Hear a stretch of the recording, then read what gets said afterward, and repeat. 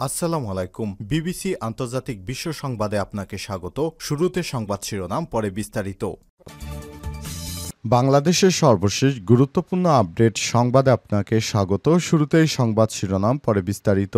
প্রথমেই জানাবো, বাংলাদেশে ধর্ম, জাতি ও গোত্রের মধ্যে ভেদাভেদ থাকবে না বললেন সেনাবাহিনী প্রধান। বাংলাদেশে ধর্ম, জাতি ও গোত্রের মধ্যে কোনো ভেদাভেদ থাকবে না এমন মন্তব্য করেছেন বাংলাদেশ সেনাবাহিনী প্রধান জেনারেল ওয়াকারুজ্জামান আজ বিকেলে রাজধানী ঢাকেশ্বরী জাতীয় মসজিদের জন্মাষ্টমী শোভাযাত্রা উদ্বোধন অনুষ্ঠানে প্রধান অতিথির বক্তব্যে তিনি এই মন্তব্য করেছেন। এরপর জানাবো, মতামতের জন্য জুলাই সনদের খসড়া রাজনৈতিক দলগুলোকে পাঠানো হয়েছে। মতামতের জন্য জুলাই সনদের খসড়া রাজনৈতিক দলগুলোকে পাঠানো হয়েছে। জাতীয় ঐক্যমত কমিশনের পক্ষ থেকে দলগুলোর কাছে এটি পাঠানো হয়। এদিকে বাংলাদেশে শুল্কমুক্ত আমদানির ঘোষণায় ভারতে চালের দাম বৃদ্ধি। বাংলাদেশে শুল্কমুক্ত ৫ টন চাল আমদানির ঘোষণায় ভারতে গত ২ দিনে চালের দাম ১৪% বাড়িয়ে দিয়েছে নরেন্দ্র মোদী। এদিকে ধানমন্ডি ৩২ নম্বরে ফুল দিতে গিয়ে মারধরের শিকার সেই রিকশা চালক কারাগারে। রাজধানীর ধানমন্ডিতে ৪০০ টাকা দিয়ে ফুল কিনে তারপর শেখ মুজিবুর রহমানের প্রতি শ্রদ্ধা জানাতে গিয়ে মারধরের শিকার রিকশা চালক আজিজুর রহমানের জামিন আবেদন নামঞ্জুর করে তাকে কারাগারে পাঠানোর আদেশ দিয়েছে আদালত। এদিকে রাজধানীর হোলি আর্টিজানের ঘটনায় জঙ্গি সন্দেহে আটক ছিলেন রাজশাহীর সাবেক মেয়র লিটনের ভাতিজা। রাজধানীর হোলি আর্টিজান বেকারিতে জঙ্গি হামলার মামলা থেকে পার পেয়ে যা মুনতাসিরুল আলম আনিন্দ ৩৩কে আটক করেছে সেনাবাহিনী। আজ রাজশাহী নগরের কাদিরগঞ্জ এলাকায় অভিযান চালিয়ে তাকে আটক করা হয়। এবং সর্বশেষ জানাবো, রোহিঙ্গা সংকট মোকাবেলায় মালয়েশিয়ার প্রভাবের দিকে তাকিয়ে বাংলাদেশ বললেন বাংলাদেশের অন্তর্বর্তীকালীন সরকারের প্রধান উপদেষ্টা প্রফেসর ডক্টর মোহাম্মদ ইউনূস। প্রিয় দর্শক, এতক্ষণ শুনছিলেন সংবাদ শিরোনাম, এবারে বিস্তারিত। তবে তার আগে বন্ধুরা, অনুরোধ থাকবে এই সংবাদটিতে একটি লাইক দিন। এই চ্যানেলে আপনি নতুন হয়ে থাকলে আমাদের সংবাদটি দেখতে দেখতে চ্যানেলটি সাবস্ক্রাইব করে রাখুন। কমেন্ট করে বন্ধুরা আপনার মূল্যবান মতামত জানিয়ে দিন আপনি বিশ্বের কোন দেশ থেকে বা বাংলাদেশের কোন স্থান থেকে আমাদের সংবাদটি দেখছেন এবং শুনছেন। আর বন্ধুরা, এই সংবাদটি আপনার সোশ্যাল মিডিয়া ফেসবুকে শেয়ার করে বন্ধুদেরও দেখার সুযোগ করে দিন। এবারে বিস্তারিত।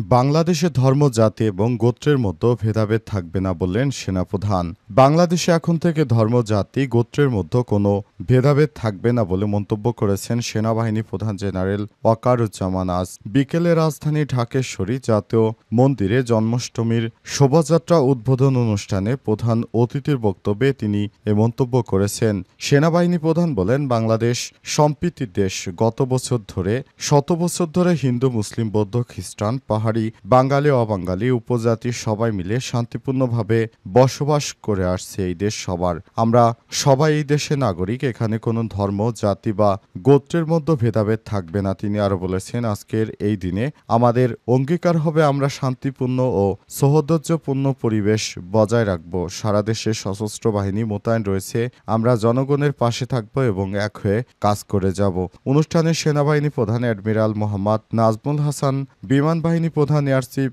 মার্শাল হাসান মাহমুদ খান সহ উচ্চপদস্থ সামরিক কর্মকর্তারা উপস্থিত ছিলেন। সনাতন ধর্মাবলম্বীদের উদ্দেশ্যে সেনাপ্রধান বলেন, আপনারা নিশ্চিন্তে এই দেশে বসবাস করবেন এবং ধর্মীয় উৎসব আনন্দের সঙ্গে উদযাপন করবেন। আমরা একই সঙ্গে আনন্দ ভাগাভাগি করব। সেনাপ্রধান আশা প্রকাশ করে বলেছেন, জন্মাষ্টমীর এই দিনে ভগবান শ্রীকৃষ্ণের আদর্শ দেশের সর্বত্র ছড়িয়ে পড়বে। এই আদর্শের ভিত্তিতে আমরা একসঙ্গে সুন্দরভাবে বসবাস করব। মতামতের জন্য জুলাই সনদের খসড়া রাজনৈতিক দলগুলোর কাছে পাঠানো হয়েছে। মতামতের জন্য জুলাই সনদের খসড়া রাজনৈতিক দলগুলোকে পাঠিয়েছে সরকার। আজ জাতীয় ঐক্যমত কমিশনের পক্ষ থেকে দলগুলোর কাছে এটি পাঠানো হয়েছে। এর আগে গত ৮ই আগস্ট শীঘ্রই জুলাই সনদের পূর্ণাঙ্গ খসড়া রাজনৈতিক দলের কাছে পাঠানো হবে বলে জানিয়েছেন জাতীয় ঐক্যমত কমিশনের সহ-সভাপতি আলী রিয়াজ। জুলাই জাতীয় সনদ বাস্তবায়নের অঙ্গীকার সমূহ এক জনগণের অধিকার ফিরে পায় এবং গণতন্ত্র পুনঃপ্রতিষ্ঠার সুদীর্ঘ আন্দোলন সংগ্রামে ধারাবাহিকতায় ২০২৪ সালের জুলাই আগস্টের গণ অভ্যুত্থানে হাজারো মানুষের জীবন ও রক্তদান এবং অগণিত মানুষের সীমাহীন ক্ষয়ক্ষতি ও ত্যাগ তিতিক্ষার বিনিময়ে অর্জিত সুযোগ এবং তৎপ্রেক্ষিত জন আকাঙ্ক্ষার প্রতিফলন হিসেবে দীর্ঘ ধারাবাহিক প্রক্রিয়ার মধ্য দিয়ে প্রণীত এবং ঐক্যমতের ভিত্তিতে গৃহীত নতুন রাজনৈতিক বন্দোবস্তের দলিল হিসেবে জুলাই আন্দোলন সনদ ২০২৫ পরিপূর্ণ বাস্তবায়ন নিশ্চিত করব। এই রাষ্ট্রের মালিক জনগণ, তাদের অভিপ্রায় সর্বোচ্চ আইন এবং গণতান্ত্রিক ব্যবস্থায় জনগণের অভিপ্রায় প্রতিফলিত এবং প্রতিষ্ঠিত হয় রাজনৈতিক দলের মাধ্যমে। এমন অবস্থায় আমরা রাজনৈতিক দল এবং জোটসমূহ সম্মিলিতভাবে দীর্ঘ আলাপ আলোচনার ভিত্তিতে জনগণের অভিপ্রায় সুস্পষ্ট এবং সর্বোচ্চ অভিব্যক্তি হিসেবে জুলাই জাতীয় সনদ ২০২৫ প্রণয়ন করেছি বিদায় এই সনদের সব বিধান, নীতি এবং সিদ্ধান্ত সংবিধানে অন্তর্ভুক্তকরণ নিশ্চিত করব এবং বিদ্যমান সংবিধান অন্য কোনো আইনের ভিন্নতার কিছু থাকলে সেই ক্ষেত্রে এই সনদের বিধান প্রস্তাব সুপারিশ প্রাধান্য পাবে। বাংলাদেশে শুল্কমুক্ত আমদানির ঘোষণায় ভারতের চালের দাম বৃদ্ধি। বাংলাদেশে শুল্কমুক্ত ৫ টন চাল আমদানির ঘোষণায় ভারত গত ২ দিনে চালের দাম ১৪% বাড়িয়ে দিয়েছে। দেশটির ব্যবসায়ীদের বাংলাদেশে চাল রপ্তানির তোড়জোড়ে অভ্যন্তরীণ চাহিদা এবং সর্বসাময়িক ভারসাম্যহীনতার সৃষ্টি হয়েছে। খবর দ্য ইকোনমিক টাইমসের আজ বাংলাদেশ সরকার আনুষ্ঠানিকভাবে চাল আমদানির উপর ২০% শুল্ক প্রত্যাহারের পরই ভারতীয় ব্যবসায়ীরা চাল আমদানিতে উঠে পড়ে লেগেছে। দেশটির পশ্চিমবঙ্গ, দেশটির উত্তরপ্রদেশ ও দক্ষিণ ভারতের ব্যবসায়ীরা বলছেন, বাংলাদেশ সাময়িকভাবে চালের উপর ২০% আমদানি শুল্ক তুলে নেবে বলে তাদের কাছে আগে থেকেই তথ্য ছিল, যে কারণে পেট্রোপোল সীমান্তের গুদামে পণ্য প্রস্তুত রেখেছিলেন তারা। বাংলাদেশের আমদানি শুল্ক প্রত্যাহারের ঘোষণার পর ভারতের বাজারে ভোক্তা পর্যায়ে স্বর্ণা চালের দাম কেজি প্রতি ৩৪ রুপি থেকে বেড়ে এখন ৩৯ রুপিতে বিক্রি হচ্ছে। এছাড়াও মিনিকেট ৪৯ রুপি থেকে ৫৫ রুপিতে, রত্না চাল ৩৬ থেকে ৩৭ রুপি থেকে বাড়িয়ে এখন ৪২ রুপি এবং সোনা মসুরি ৫২ রুপি থেকে বাড়িয়ে ৫৬ রুপি কেজিতে বিক্রি করছে নরেন্দ্র মোদী। দেশটির চাল রপ্তানি ও বিপণন প্রতিষ্ঠান রাইসভিলার প্রধান নির্বাহী কর্মকর্তা সিও সুরজ আগারওয়াল বলেছেন, আজ দুপুরে বাংলাদেশের জাতীয় রাজস্ব বোর্ড আমদানি শুল্ক প্রত্যাহারের ঘোষণা দেওয়ার পর ভারতের রাতেই ভারত থেকে চালের ট্রাক বাংলাদেশে ঢুকতে শুরু করেছে। দেশের অভ্যন্তরীণ বাজার স্থিতিশীল রাখা এবং মূল্যস্ফীতি থেকে ভোক্তাদের স্বস্তি দেওয়ার লক্ষ্যে চাল আমদানি শুল্ক প্রত্যাহারের ঘোষণা দিয়েছে বাংলাদেশ সরকার। ২০২৪-২৫ অর্থবছরে বাংলাদেশ চালের দাম ১৬% বাড়িয়েছে। অভ্যন্তরীণ চাহিদা মেটাতে ওই অর্থবছরে ১৩ লাখ টন চাল আমদানি করতে হয়েছিল বাংলাদেশকে।